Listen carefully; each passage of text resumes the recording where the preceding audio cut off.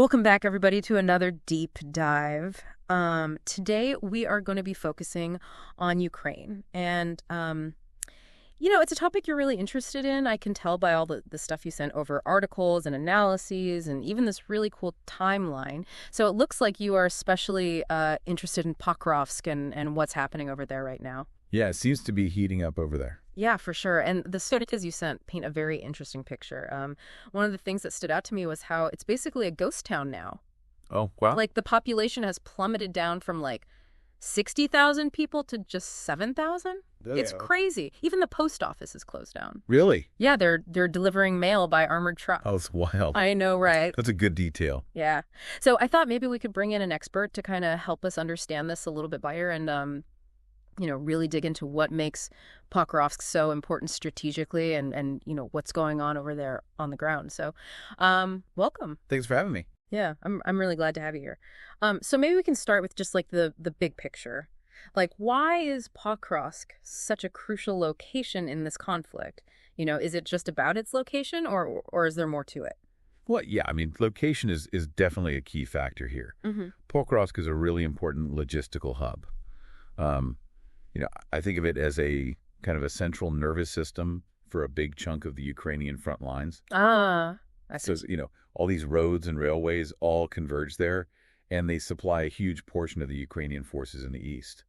So if Russia takes Pokrovsk, it's not just taking a city. It's like taking out a major supply depot. Absolutely. And that could really cripple their ability to... That'd be a huge advantage for Russia. Right. It would make it much easier for them to move troops and equipment around, and it would potentially let them, launch offensives in multiple directions. Right. So it's not just about holding the city. It's about controlling the flow of, men and material throughout the region. Yeah. And, beyond the sort of immediate impact on the front lines, controlling Pokrovsk would also be a major propaganda victory for Russia. Yeah. I mean, it would really demonstrate their ability to capture, a key objective despite, facing fierce resistance. Yeah, that makes sense. And that could, boost morale among their troops, potentially erode support for Ukraine, both domestically and internationally. Right. So it's a strategic victory, but it's also a symbolic victory as well. Right. Yeah.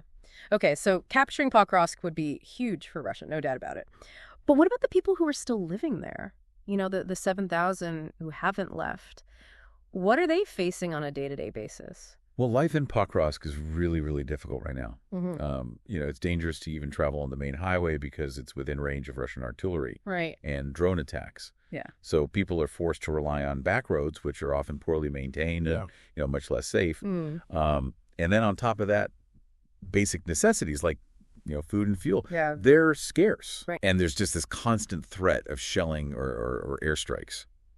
I was reading about this one resident, a 76-year-old man who has to attach firewood to his bicycle just to get around. It's incredible. It's hard to imagine having your life turned upside down like that. I mean, it's a stark reminder that, this war is not just about abstract geopolitical goals. Yeah. It's about the very real human cost. Right. The daily struggles of ordinary people caught in the crossfire. Absolutely. And it's important to keep that human perspective in mind as we're discussing all this. But I want to delve a little bit into the military side of things as well. Sure. Because I'm really interested in how this battle for Pokrovsk is actually unfolding. The sources you sent over suggest that Russia's tactics have been evolving a little bit, moving away from those massive infantry assaults that we saw earlier in the war. Yeah, they seem to be shifting gears a little bit. Instead of those large, costly infantry attacks, they're now using smaller, more mobile units. Okay. Supported by heavy artillery and drone strikes. So more like hit-and-run tactics. A little bit, yeah. Yeah. More surgical, I guess. And they're relying heavily on these glide bombs, too. Right. In fact, the sources indicate that Russia dropped twice the usual number of these bombs in the week leading up to January 31st. That's interesting. So what do you make of that? Well, it could signal a couple of things. Okay. Firstly, it might indicate that Russia is facing manpower shortages and is therefore relying more heavily on air power to achieve its objectives. Makes sense. Secondly, the increased use of glide bombs, which are highly accurate and difficult to intercept, suggests that they're really trying to cripple key infrastructure and disrupt Ukrainian defenses before committing ground troops. So it's a way to minimize their own casualties while still inflicting. Exactly. Yeah. Maximize the impact of their attacks. So does this suggest they're trying to wear down Ukrainian defenses before they launch like a full scale? It's a distinct possibility. Yeah.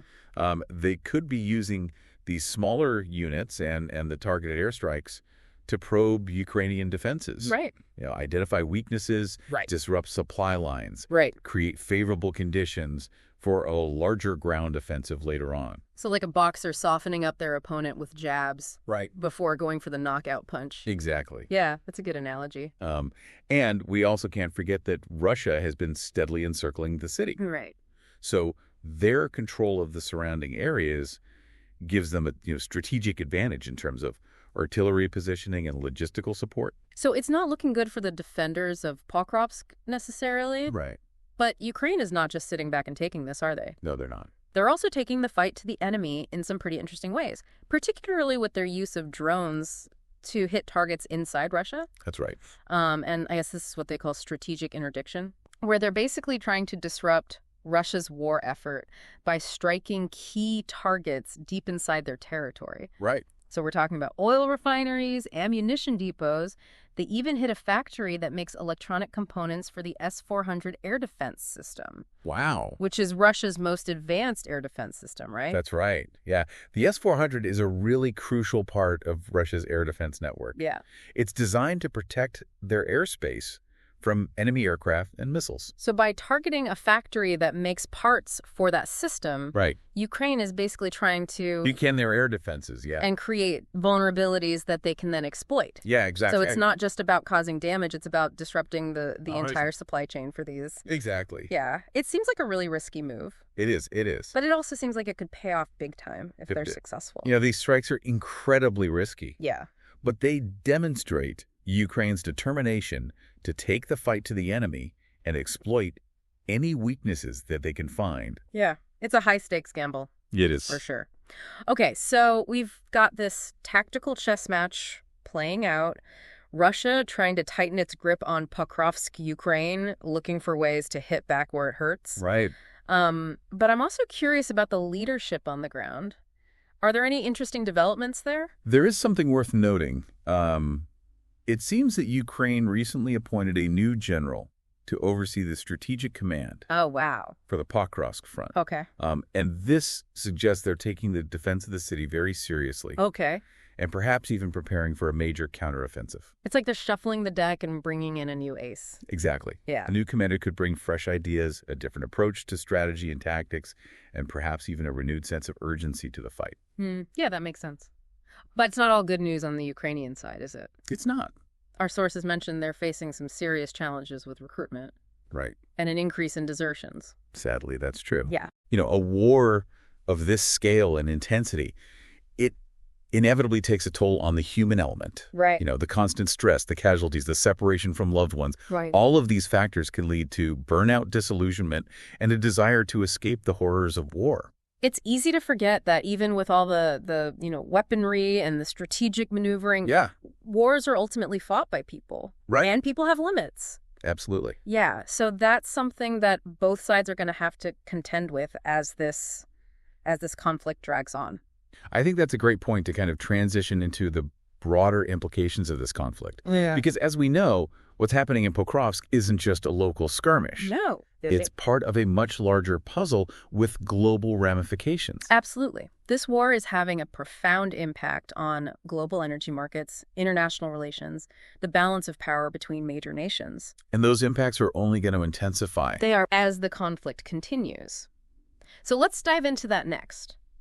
Starting with the energy side of things, because that's where we're seeing some of the most immediate and tangible effects. Right. So, Russia has weaponized its energy resources, right? Using its vast reserves of oil and natural gas as leverage to pressure European nations and disrupt global markets. They have. We've seen them cut off gas flows to countries that oppose their actions in Ukraine. Right. Which has caused a ripple effect of price hikes and supply shortages across the continent. And it's created a lot of tension. It has. Between Ukraine and some of its European allies. Yeah, I was thinking specifically about the comments made by the Slovakian prime minister calling Zelensky an enemy because of their differing stances on energy dependence and Russian gas imports. That's a prime example of how this conflict is straining alliances and exposing fault lines within Europe. Yeah, it really shows how this war is kind of like pulling at the seams of the global order in a way. Yeah. Countries like Slovakia, which are heavily reliant on Russian gas and have limited alternatives, are facing some really difficult choices. They are. They're caught between supporting Ukraine and safeguarding their own energy security. Right. It's a tough spot to be in. It is. And it highlights the complex web of economic and political interests that are all intertwined with this conflict. Absolutely. And it's not just about Europe either. Right. Russia's actions are having global repercussions. Right. Contributing to volatility in energy markets, pushing up inflation and disrupting supply chains. And on top of that, you've got the EU continually tightening sanctions against Russia. How's all of that playing out? Well, the EU is trying to exert pressure on Russia through a series of economic sanctions, aiming to cripple their economy and limit their ability to finance the war. So it's like a financial siege. It is, yeah. Trying to squeeze them from all sides. Exactly. But sanctions rarely work in isolation, do they? There are often unintended consequences. That's true. Sanctions can be a blunt instrument, and they often have spillover effects on the global economy. So we're already seeing this. Right. Rising inflation and disruptions to global trade. Exactly. The longer these sanctions remain in place, the greater the risk of wider economic instability. It's a delicate balancing act. Yeah, for sure. Trying to punish Russia without causing too much collateral damage to the global economy.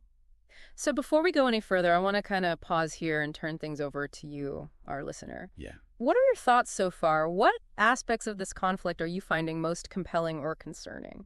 Yeah, I'm really curious to hear what you're thinking about all this. It's like we're pulling on a thread that just keeps unraveling. Yeah, it's a tangled web for sure. The fight for Pokrovsk, the global energy situation, the sanction, it all seems so interconnected. It is. It's all part of the same story. And speaking of the story, I'm curious about where this story is headed. You know, what are both sides ultimately hoping to achieve? Is there any talk of peace negotiations, or are we looking at a long, protracted conflict? Well, there have been some tentative feelers put out, some back-channel discussions. Okay. But nothing concrete yet. So no one's really showing their cards just yet. Right. It's a bit of a poker game. Yeah. Everyone's trying to improve their hand before they come to the negotiating table. And I guess the battle for Pokrovsk is a big part of that. Absolutely. Whoever wins that battle is going to have a lot more leverage. Right. If Russia manages to capture Pokrovsk, they'll be in a much stronger position to dictate the terms of any potential peace deal. So they could demand territorial concessions from Ukraine? They could. Or insist on limits to their military capabilities. Right. They could basically say, look, this is the price you have to pay for peace. But would Ukraine be willing to accept that? That's the big question, isn't it? Yeah. I mean, on one hand, you have the incredible determination of the Ukrainian people. Right. Their willingness to fight for their sovereignty. Their resilience. Absolutely. It's been remarkable. It really has. But on the other hand, wars are incredibly costly. They are. Both in terms of human life and economic devastation. Right. At some point, even the most resolute nation has to weigh the costs of continuing the fight against the potential benefits of a negotiated settlement. It's a brutal calculus. It is. And it's made even more complicated by the fact that the international community isn't exactly united on how to approach this conflict. Right. You got some countries pushing for a ceasefire and negotiations as quickly as possible, while others are adamant that Russia must be decisively defeated before any talks can even begin. So it's a balancing act. It is. Between supporting Ukraine's right to self-defense and trying to prevent the conflict from escalating into something even worse. Exactly. Potentially even a nuclear confrontation. Which brings us back to the crucial question, what are the stakes for peace? Right. If this fight for Pokrovsk drags on, or if Russia achieves a decisive victory, could that make a peaceful resolution even harder to achieve? It's definitely a possibility. A protracted stalemate in Pokrovsk could harden positions on both sides, make them less willing to compromise. Right. And a clear-cut Russian victory might embolden them to make even more maximalist demands, further reducing the chances of a negotiated settlement. So the clock is ticking. It is. The stakes are incredibly high. But even if we set aside all the geopolitical maneuvering for a moment, I keep coming back to the human cost of this war. Yeah. It's easy to get lost in the analysis of troop movements and strategic objectives. Right. But ultimately, it's the people on the ground who are bearing the brunt of this conflict. Absolutely. We can't forget about the millions of Ukrainians who have been displaced from their homes, the families that have been torn apart, the lives that have been lost or irrevocably altered by violence and trauma. And it's not just Ukrainians who are suffering. Right. There are Russian soldiers dying in this conflict as well. Yeah. Young men sent to fight in a war they may not even understand. Leaving behind grieving families and shattered communities. Exactly. It's a tragedy on all sides. It's a stark reminder that behind all the political rhetoric and the military posturing, there are real people whose lives are being shattered by this conflict. Absolutely.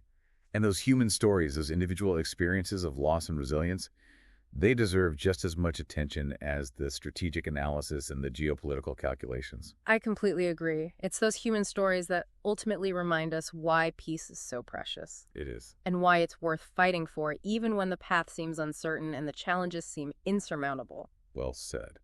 And it leads us to a question that I think is at the heart of this entire discussion. What does a victory even look like in this kind of conflict? That's a tough one. Yeah. Is it simply about military objectives and territorial control, or is there a deeper, more human dimension to consider? That's a question that philosophers and policymakers have been grappling with for centuries. And there's no easy answer. No, there isn't. But I think it's important to acknowledge that a truly meaningful victory has to encompass more than just military gains or political concessions. I agree. It has to be about rebuilding trust, healing wounds, creating a future where people on both sides of the conflict can live in peace and security. So it's not just about who controls which piece of land. Right. It's about creating a future where those lines on the map don't matter so much anymore. Where people can live together without fear and resentment. Exactly. It's a long and difficult process, Yeah. but it's ultimately the only path to a lasting and just peace. I couldn't agree more. Well said. And it's a reminder that while we can analyze the strategic and geopolitical dimensions of this conflict, the human element should always be at the forefront of our thinking. Absolutely. It's the human cost of war that should motivate us to seek peaceful solutions, to bridge divides, and to work towards a world where dialogue and diplomacy prevail over violence and destruction. I think that's a powerful message to carry with us as we move forward in this deep dive. It is. It's easy to get bogged down in the complexities of the conflict. Right. But we can't lose sight of the human stories that are at the heart of it all. Absolutely. Those stories should serve as a constant reminder of the urgency of peace and the need to find solutions that prioritize human dignity and well-being above all else. Okay, so we've covered a lot of ground here, from the tactical details of the battle for Pokrovsk to the broader geopolitical implications of the war in Ukraine. But before we wrap up, I want to circle back to something you mentioned earlier about Russia's evolving tactics. Sure. They seem to be shifting away from those large-scale infantry assaults. Right. And relying more on smaller, more agile units supported by heavy artillery and drone strikes. Yeah, it's a significant shift. What does this tell us about their thinking? Well, I think it reflects a few key factors. Yeah. Firstly, it could be an indication that they're adapting to the realities of the battlefield.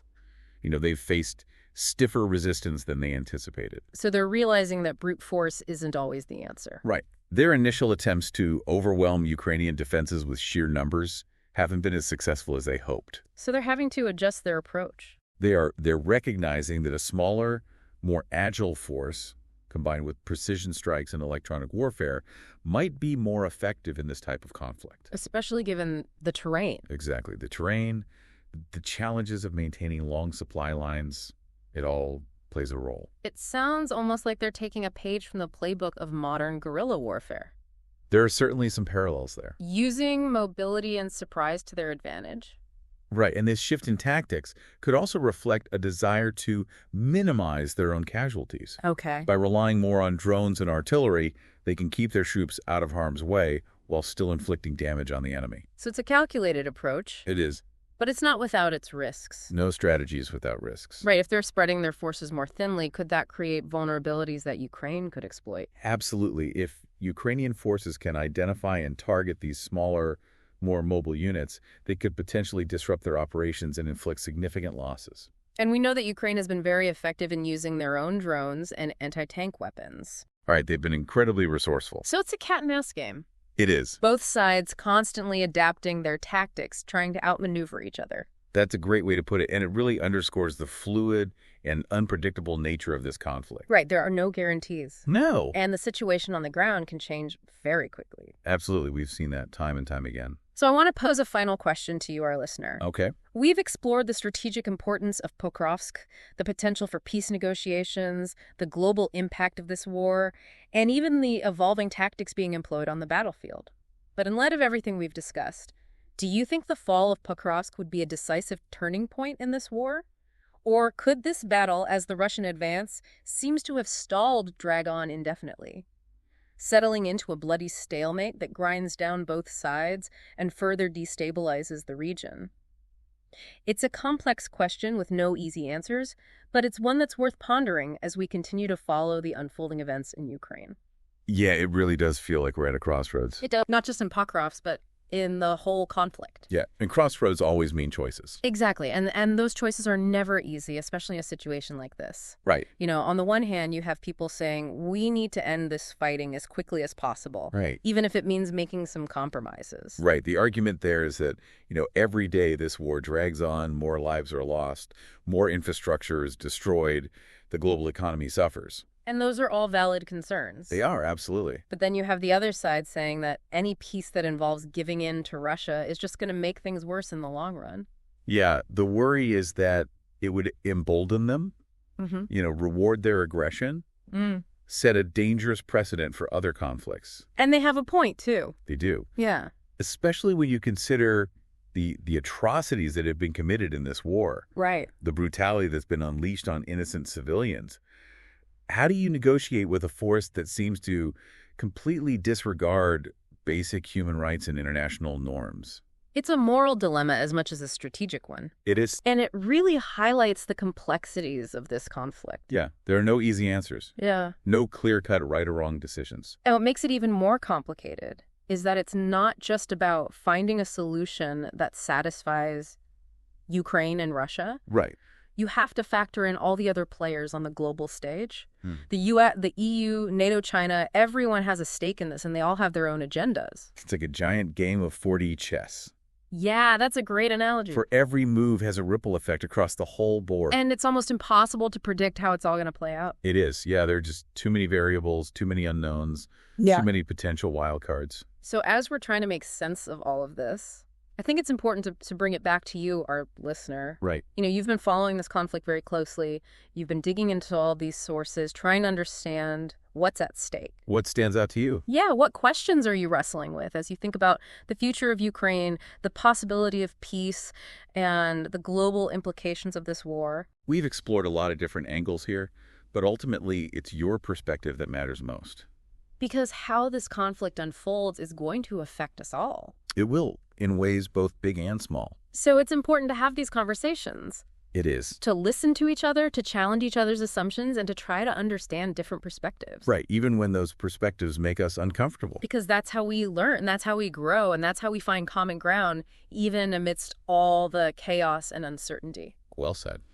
So as we wrap up this deep dive, I want to leave you with one final thought to ponder. Okay. We started by talking about the emptiness of Pokrovsk, a city that's been transformed into a ghost town by this war. But even amidst the rubble and the fear, there's still a glimmer of hope. There is, because even in the darkest of times, the human spirit endures. And that spirit, that resilience, that determination to rebuild and to hope for a better future, that's ultimately what's going to guide us towards peace. I agree, it's what gives me hope. So thank you for joining us on this deep dive. Keep exploring, keep questioning, and keep believing in the power of human connection to overcome even the most formidable challenges.